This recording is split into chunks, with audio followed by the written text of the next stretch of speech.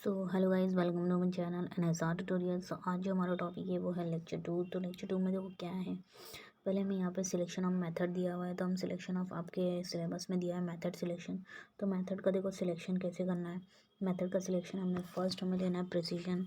First हम selection method के selection में देखो क्या क्या आएगा वो हमें यहाँ पे देखना है। तो मेथड के सिलेक्शन में जो फर्स्ट हमारा आएगा वो है प्रिसीजन।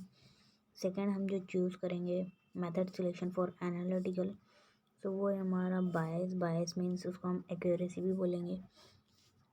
सेकेंड थर्ड है हमारा सेंसिटिविटी। फोर्थ है डिटेक्शन लिमिट। तो यहाँ पे हमने जो है, यहाँ पे आप देख रहे हो जो लिखा हुआ है, यहाँ पे लिखा है वो ठीक है, आप ऐसे ही लिखना। मैं अब यहाँ पे आपको सिलेक्शन ऑफ मेथड क्या क्या करना है वो बता दे रही हूँ। तो प्रिसीजन में क्या आएगा, एक्यूरेसी में, सेंसिटिविटी में, डिटेक्शन लिमिट में। फिर जो देखो फिफ्थ है वो है हमारा कॉन्सेंट्रेशन रेंज।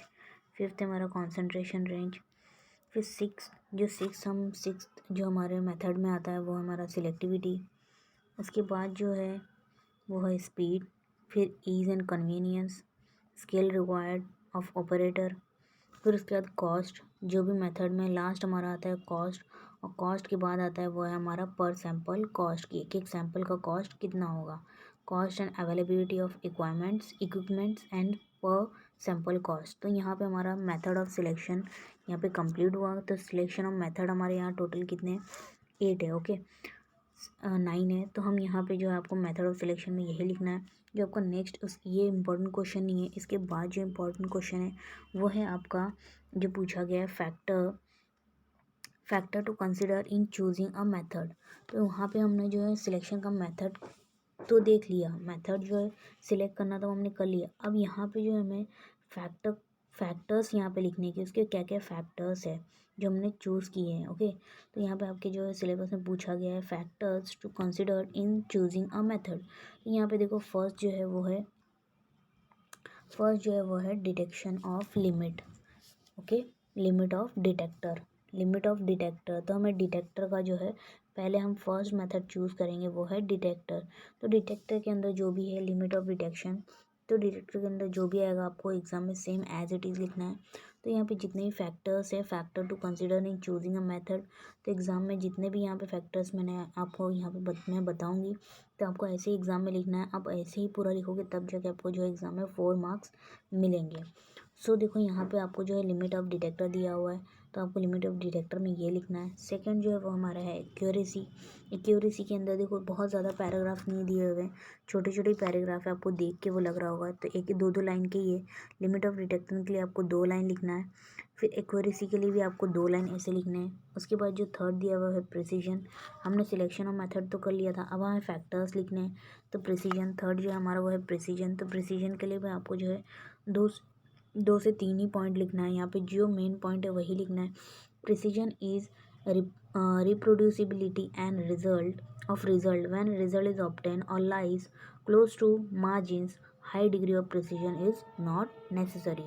नेक्स्ट है स्पीड। हमें नेक्स्ट जो है स्पीड फैक्टर चूज़ करना है, वो है हमारा स्पीड।